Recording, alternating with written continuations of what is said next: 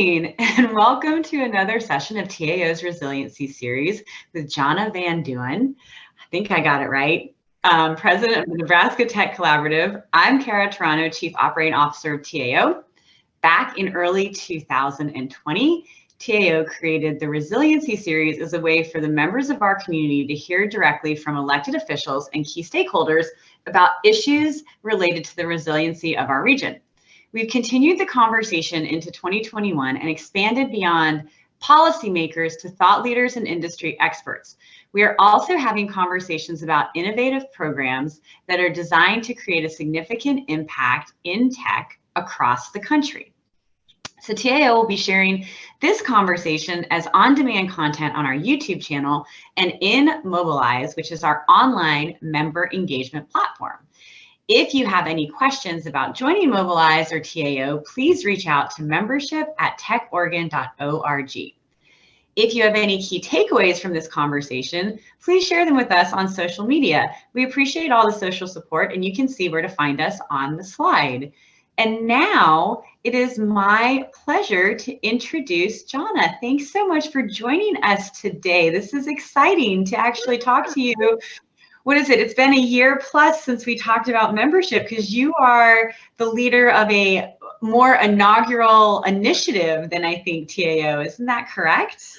It's crazy. We are a nonprofit tech startup. And I think the last time I spoke to you, I was in a complete panic of what are we doing here and how are we going to move this organization forward, especially during a pandemic. But I feel pretty good. I mean, we've created an entire organization in the middle of a pandemic, and we're looking forward to getting back together with people and doing a lot more, and hoping 2022 is just, we go gangbusters. We finally, take off. A different year. Okay, so we started this off, we jumped right in. This is what I tend to do since I know people that I interview.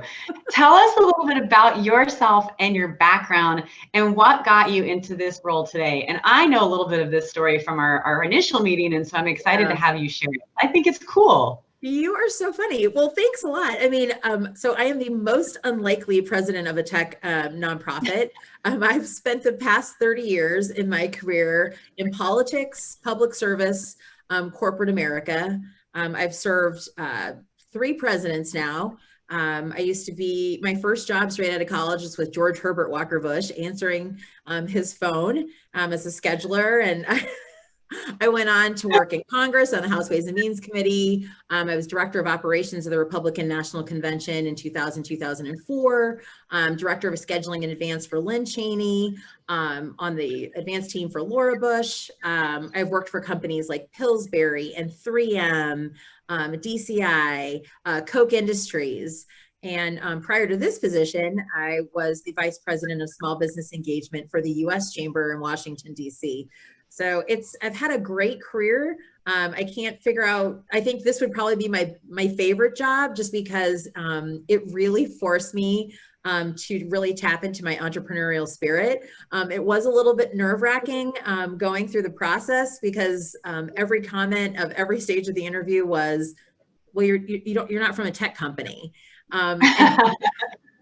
And finally, as I really dug deep, and I was like a little panicked, like, can I really do this job? And then I was like, wait a minute. I'm like, look, you can hire a tech person to run it into the ground, but you need me to get it built for you. So I have a very different skill set. And I think this kind of my time in Washington and around the world has really kind of shaped the pace and the way that I work and the way our team works. So yeah, that's a little bit about me, but yeah, I can't believe it. Yeah, it's a startup. It's a startup. But I love this. And so you kind of touched on something that I wanted to ask you, because I also remember in our first conversation, you telling me, I think you have 2 daughters, and you moved a son and a daughter. So it was your daughter, I think, that did this. You moved from DC, where they're used to public transit. You're in Omaha.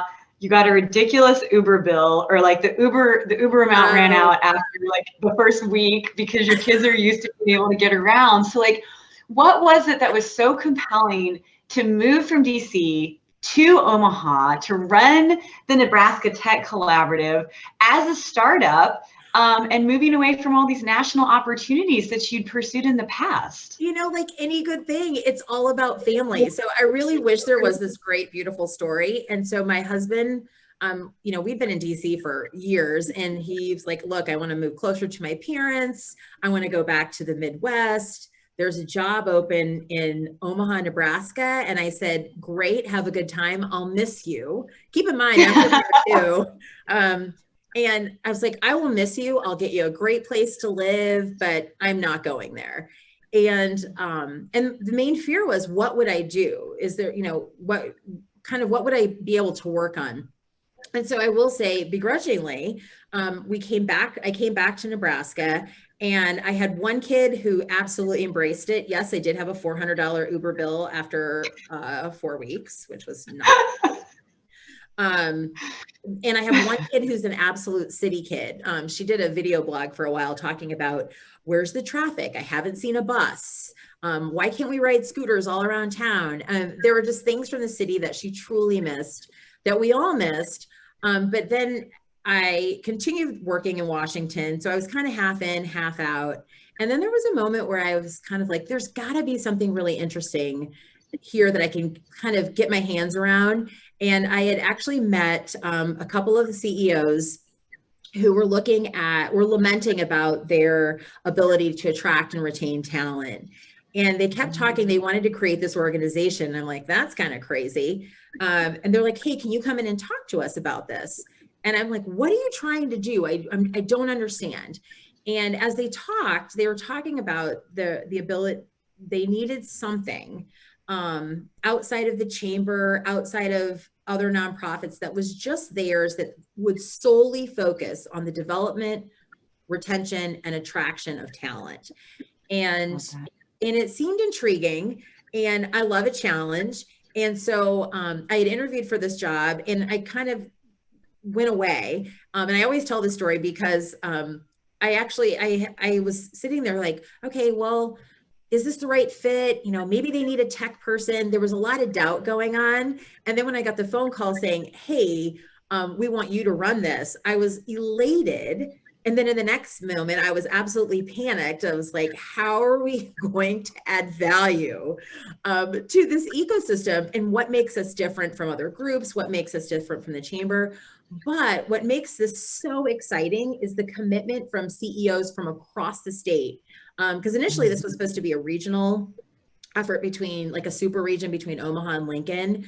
But what had happened was with all the press coverage and everything that was happening around us, we launched the organization, we had calls from across the state saying, do not forget about us.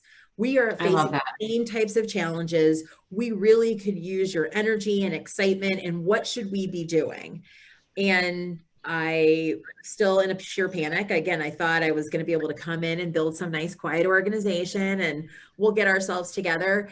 And as you can imagine, you feel this too. Most people have one boss, but we have 70 to 100 bosses with all their ideas and solutions on how we're going to solve this. And this is great because our ability to connect and convene is paramount. And so we were able to convene every single college and university president from across the state to basically have the tough conversation of, what do we need to be doing? How are we going to work together to develop a good pipeline of talent coming out of colleges and universities? Are we getting what we need?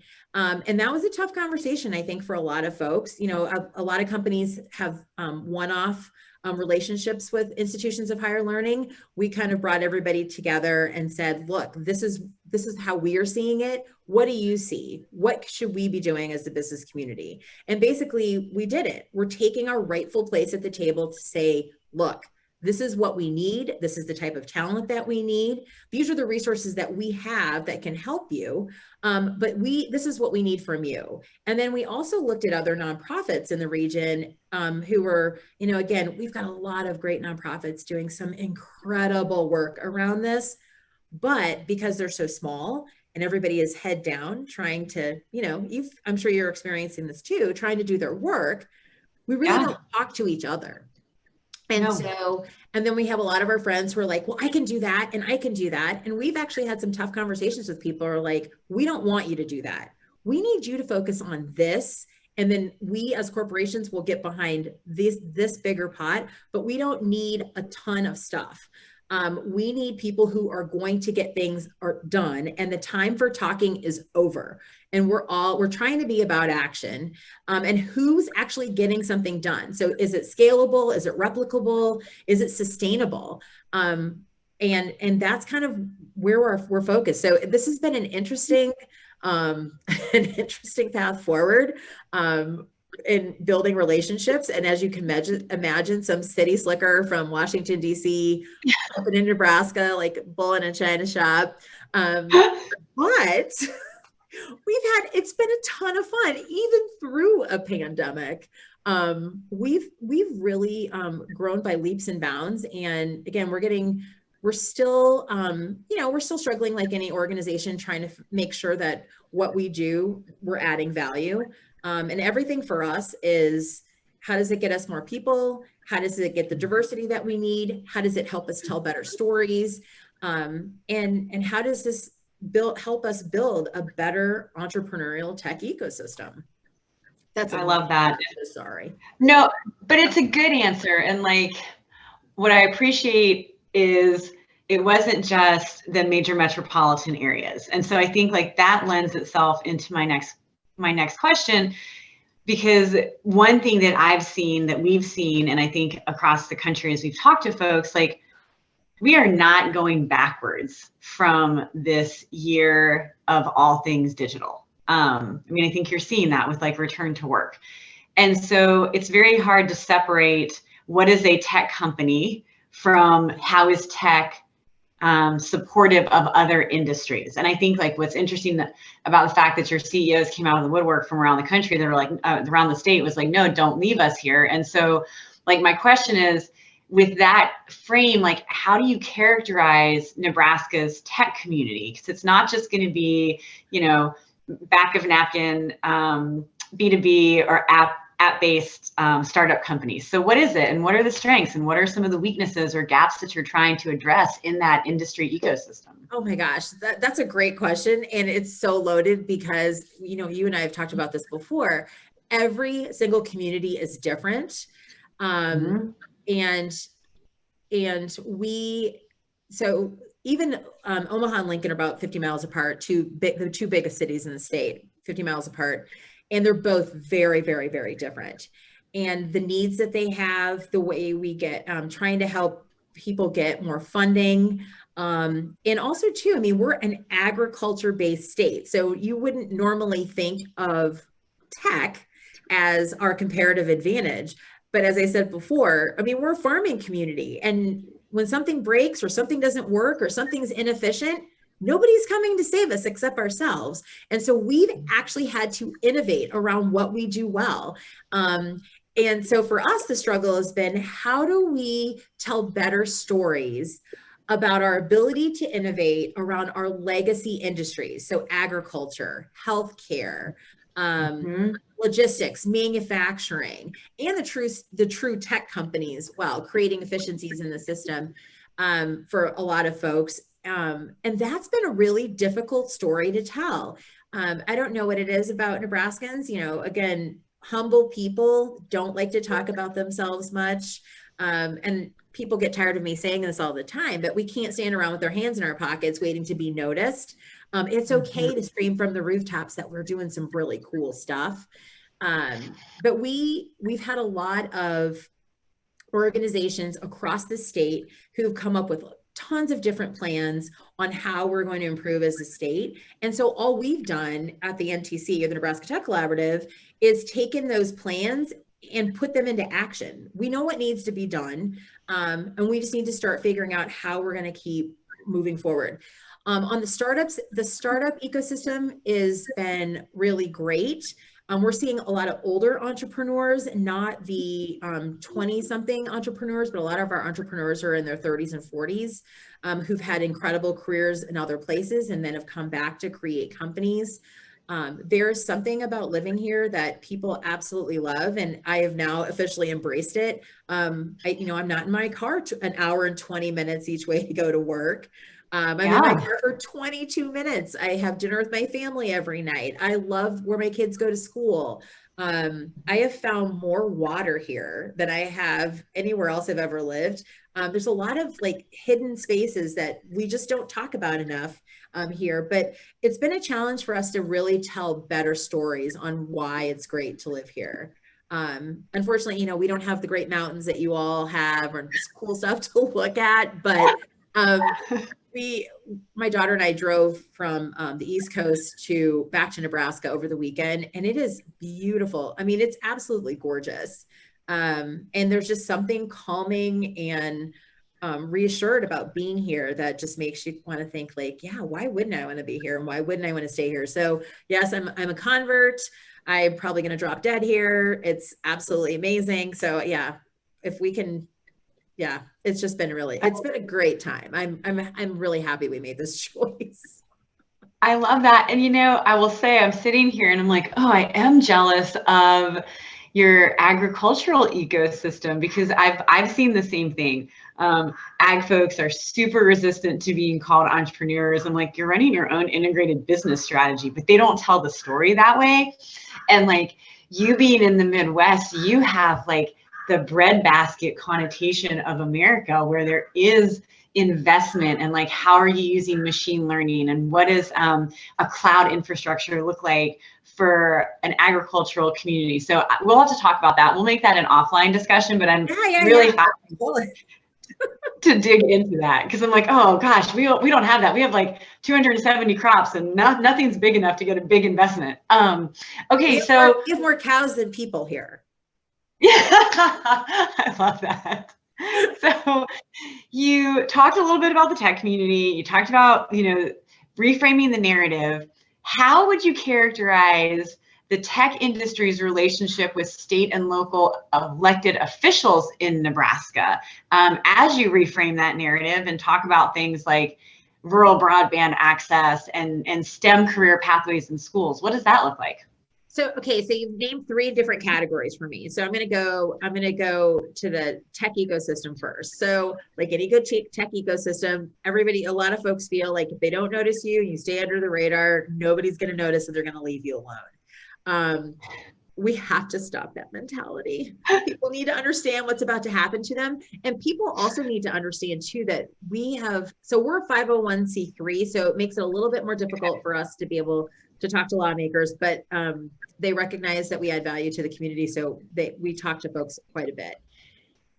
The tech community here is, they see the value in government, but they haven't quite figured out that there's power in numbers, and that if we can get more of these tech companies to talk about why these either programs or initiatives or things that are important to them and getting that workforce pipeline going, we can become a really powerful set. And I don't care what state you are. That's just across the board. Smaller businesses we're really bad at telling our story to elected officials. We think it's a place for the larger companies. Again, I love my large folks. They've got a lot of bandwidth. They got a lot of people to do stuff, but we want to make it easier for them to talk to their lawmakers and say, this is how this impacts me. And we need to do a better job at telling those stories.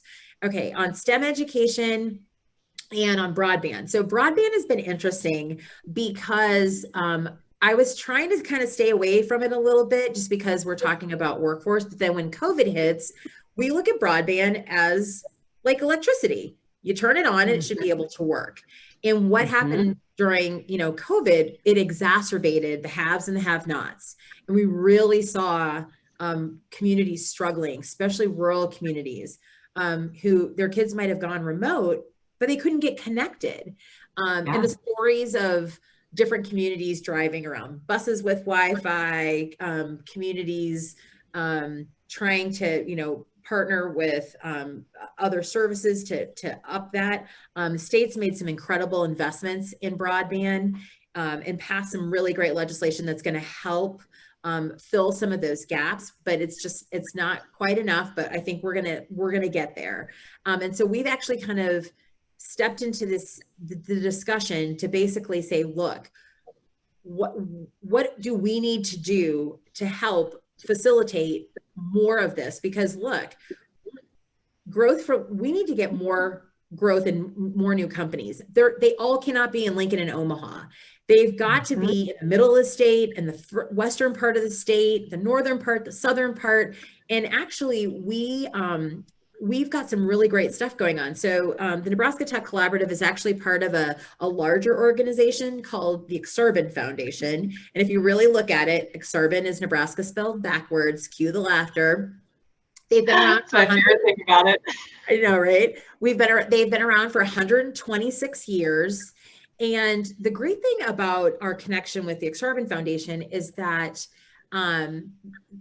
it matches up with what our philosophy is. How are we going to add value to very different communities? So we've got one in Grand Island, Nebraska, looking at STEM ecosystem, that's looking at getting more healthcare workers and what is the tech around that. They have another program, which is in the northeast part of the state, looking at things like a carrier hotel, because what happens in that part of the state is that there's some guy every so often cuts the line somewhere in downtown Omaha and their entire community is down for a day and a half.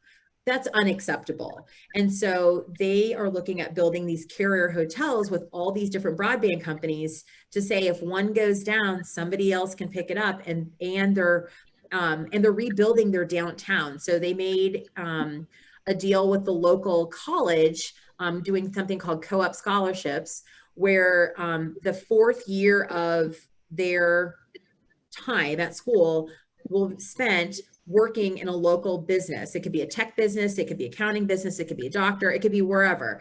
And then of those co-op scholars, then they're trying to get over, I think it's 1,000 of them, 1,000 of those kids to stay in the community. So they're building housing and they're revitalizing downtown. They're inviting companies to come in and create more jobs. And so on the broadband front, there's like so much cool stuff that's dependent on broadband. So now we are part of those discussions, trying to make sure that as we what's best for the state and what's best for rural communities. And then finally, on the STEM piece, we actually work with some other nonprofits here in the state whose sole focus is STEM education.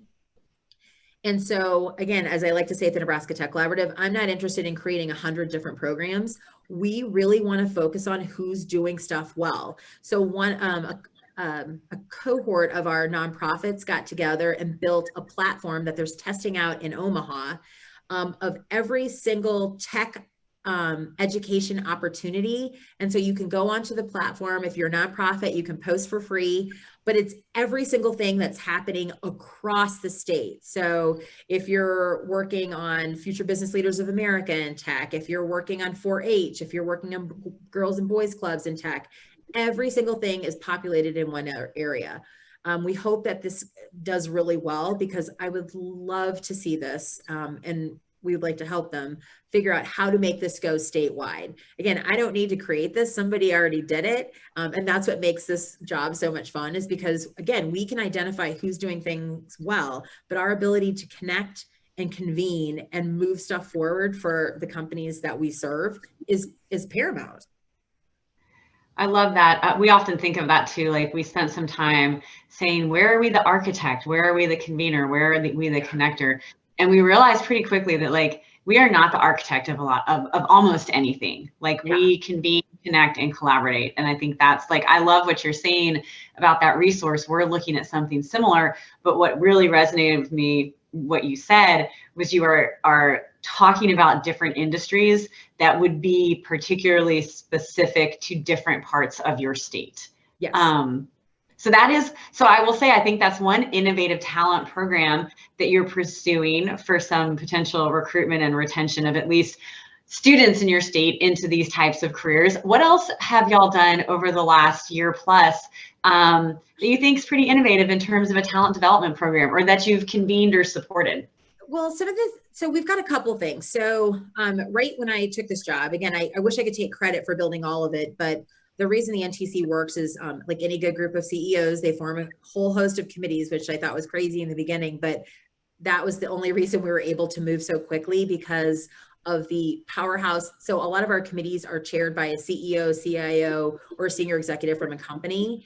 And so we've got groups looking at PK through 12 education. So who's going to work with the Department of Education? I think we're going to see some standards changes, which we're really excited about coming up. I can't believe that we did it, but there'll be some announcements in the next couple of weeks. Higher ed is definitely doing a lot better. But one of our groups came up with 3 pilot programs during COVID to address a very basic thing. We need more software developers. It's a very basic thing that folks need. I mean, we're talking like thousands of them. And so our folks came up with 3 pilot programs to address their software developer needs. So one was called Callers to Coders, where they went into their company went into their call center, did a call saying, hey, we'd love for you to come and try tech with us. They took an assessment. I think they thought they were going to get like 5 or 6 people. They had 54 people apply for 10 spots. That's awesome. And that was a program that was 2 days a week at work. So you would work your regular job, and then for a couple days, for 8 hours, you would work through these modules. And it was 6 modules. And I love this program because if as you graduate through the modules, regardless if you punched out somewhere and you're like, this isn't for me, there was a place for you to go. Like, you were still more upskilled than you were before you got in. So that was one. There was another one with the local community college code school, where that was after work. Where they, again, they put out a call to their employees saying, hey, we want to try this. They had same thing. They were expecting 5 to 10. They had 50 some applications for these spots inside the company. And then they all went through this program, job at the end. But the one that we're really making a lot of investment in is the last one I'm going to talk to you about. It's called the NEEDLE program. It's called the Nebraska Dev Lab program. And basically we created our own apprenticeship program. And initially it was supposed to be 12 months. So it was Deun University and a company in town called Don't Panic Labs who got together, got a grant from the Department of Labor, built the curriculum, and they went through and put together everything. So Deun University, the first 8 weeks, I believe, is computer science education. The next 8 weeks is learning how to use the equipment and the stacks. The next 8 weeks is capstone project. That's something for the community. And this basically started in Lincoln. And what they found during COVID is that they could knock 3 months off the time. So we can do this in 9 months now. And then the final piece of it, you spend the last 2 months back in the host company. And because you're back in the host company, you're not having those fits and starts of somebody that you're taking right out of school, which those people are great, but you have somebody who is already working with the team. They have mentors. There's a lot of wraparound stuff that happens, and I'm happy to set forward this to you too. But the great thing about this program was, so we started out really small. And so there were a couple companies who were like, we really want to go to the community. We really want to find some more diversity in our community. So we want to put a call out to the immigrant community because we have a lot of folks who relocate here who were doctors, lawyers, technicians in their home countries, but are struggling to find employment here for whatever reason. So we put this call out, and it was actually really interesting because they expected to maybe get, I don't know, again, 20 people to apply for this. Over 80 people applied for 2 spots. Wow. And these 2 folks, I mean, and it was great. These 2 folks killed it. They're now both working in great companies. One guy was delivering pizzas and is now, making a really good living as a junior software developer inside a really large company. So with the success of that program, we have been trying to help them figure out how to scale. And as you know, your CIOs are probably, their pain point is being able to find talent. So we thought that we could help with that particular pain point right now to say, we've presented this to you. Now, the hard part has been able to kind of talk about the ROI for folks, or how much are you going to spend in recruiting? Here you take somebody who's already loyal to your company, or being able to go to a certain community, run through this program in 9 months. And some of the teachers in that program will tell you you're getting a better junior developer with the way they've got this set up because of the 2 months you're going back in and all the wraparound services that are provided. And we probably need to do a better job of tapping into the Department of Labor, which we haven't, for any type of funding. This is solely funded by the companies right now. And we're looking for some ways to kind of alleviate some of the pressure, financial pressure, because some of our startups and smaller companies and mid-sizes are like, hey, wait a minute.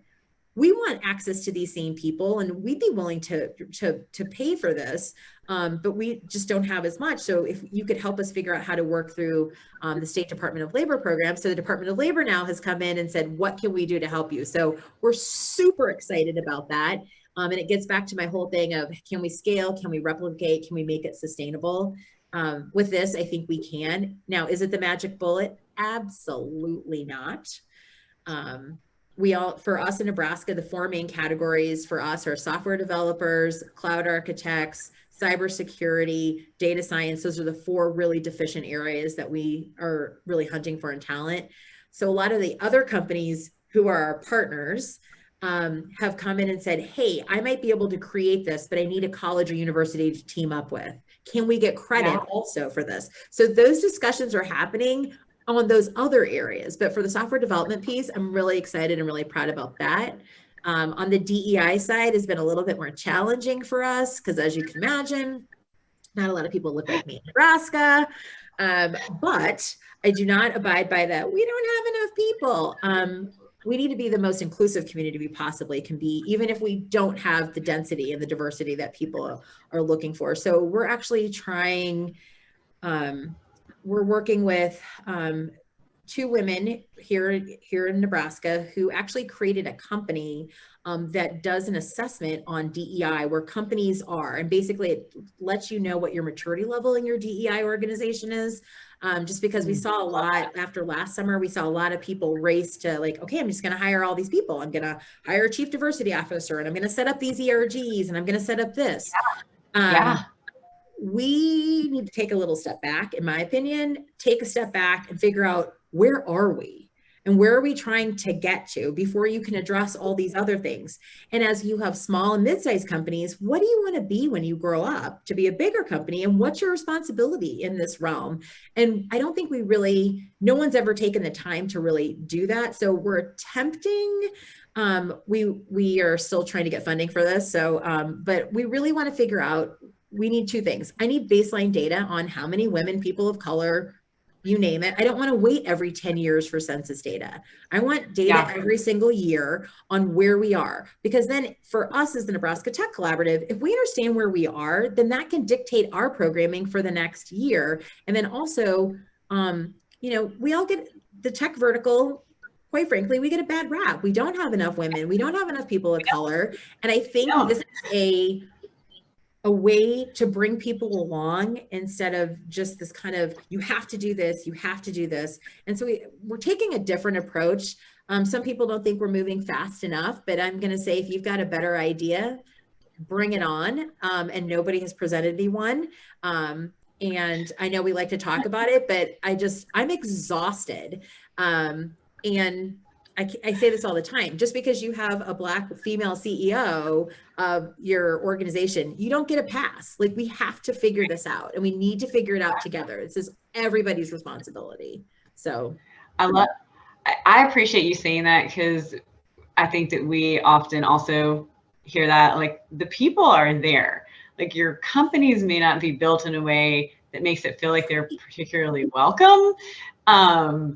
And if you don't figure out this, and I'm like obsessed with PK through 12. Like, if we don't figure this out early, like, the problem is just going to continue to exacerbate. But I may have one answer for you. It doesn't solve anything structurally, but we use a company called eImpact, and they scrape all kinds of data on an annual basis to let us know what the diversity of our industry looks like in the state of Oregon, and I can connect you with them. Yes, that would be extremely helpful.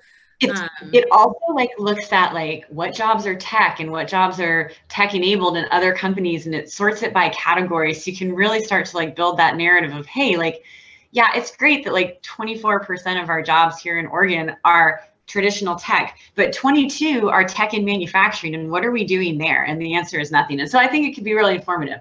I'll connect you to Eric. That would be super helpful, because so again, this group that created, actually these two women created this out of a PhD study that they were doing, study for them to get their PhDs. And it's like, why don't we create a company around it? And we're like, absolutely. But it's 120 questions around kind of what you should be when you grow up. And so it's able to tabulate what the maturity level is. But for us, I want to be sensitive to our partners, because nobody wants to end up on the front page of the paper. Nobody wants to do the wrong thing or say the wrong thing. And I'm not saying that's the right way of looking at it, but that's just what it comes down to. And so we wanted to create an atmosphere or an environment where we could collect this information, but also tell companies like, this is how you're doing compared to your peers inside the Nebraska Tech Collaborative. And then it's still, the onus is not on me. It's up to you to figure out what you're going to do to improve your culture. Because again, I don't think we spend enough time talking about how we're going to retain talent. I think we spend too much time on PK through 12 and trying to hijack people from other states. We need to take care of the people who are already in our communities, who are doing amazing and incredible things. And we need to celebrate them. I love that. Okay, here's my last question for you. You've talked about a lot of amazing things, and you've also touched on how it's been so different doing this work during COVID.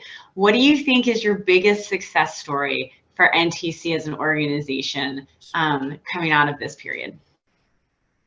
Our biggest is we built. I think actually getting the whole thing built, because I took this job, let's see, you and I met October of 19 is when I started. Yep. And I'm still trying to figure out, I figured out where the bathroom was. We had a list of probably 20 different goals. Again, I've got, 100 bosses, let alone like everybody has one, with their idea of what we need to focus on. And we had to take all of those ideas at the beginning of the pandemic and say, look, it seemed a little arrogant for us to say, like, you need to have this standard or that standard. And so what we did at the Nebraska Tech Collaborative is we rally around basically 4 main things. And I think this is what saved us, and this is what made us so great. 10,000 new tech workers over the next 5 years. Of those 10,000 new tech workers, 40% should be women, 20% come from underrepresented groups. The third piece of it is, how do we attract 300 or create 300 new tech entrepreneurs here in the state? The state actually did it over a 10-year time period with 379, but we have a group that thinks that we can short circuit some of the fits and starts that startups have, and basically helping them find those first customers, some funding, and just and some expertise to help folks. And we've got some great stories from that. But finally, improving Nebraska's tech profile. And I said this before, walking around and screaming from the rooftops how amazing and fabulous we are. And I'm really proud that that's what we've figured out how to rally around. And all the other stuff that in those other 20 different types of goals that people had, those things are now starting to show up in the dialogue for us. So, making great connections with the Department of Education, higher education, veterans, career changers, internships. We're talking about how do we get more tech internships? We have a lot of, for us, we're talking like this. You have tons of kids who weren't able to have their internships. We had companies who went from 40 interns to 100 interns because of the pandemic, that were able to shift and say, you know what, you lost your internship in San Francisco or wherever, stay in Nebraska, we'll take you, and we'll probably give you a better experience than you would if you would have fled to the coast. And they did. And the pivot that we did on internships was incredible, that our companies did on internships, not me. I can't take credit for that. But there's just so many, we have 2,500 open tech jobs here every single day. And we saw a lot of our friends do really great during the pandemic, but we did see a lot of our friends in hospitality, travel, leisure, who were just decimated. I will say we were able to rally around those folks. And I kept saying, look, if we got 2,500 jobs open every day, we should be able to absorb 500, 600, 700 people into this ecosystem with no problems.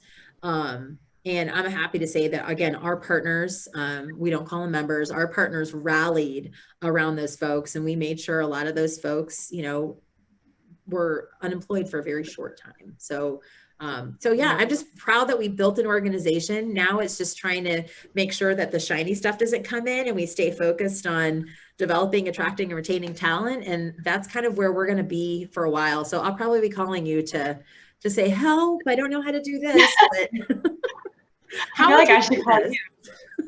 This has been so amazing. And God, you should be really proud because you moved. It's almost like you started the trend. Like you can work from any community and you can have significant impact and you can use your bigger city experience and you can rally a state around an industry. And I think that you should be super proud of the work you've done over the last 2 years. They're very lucky to have you.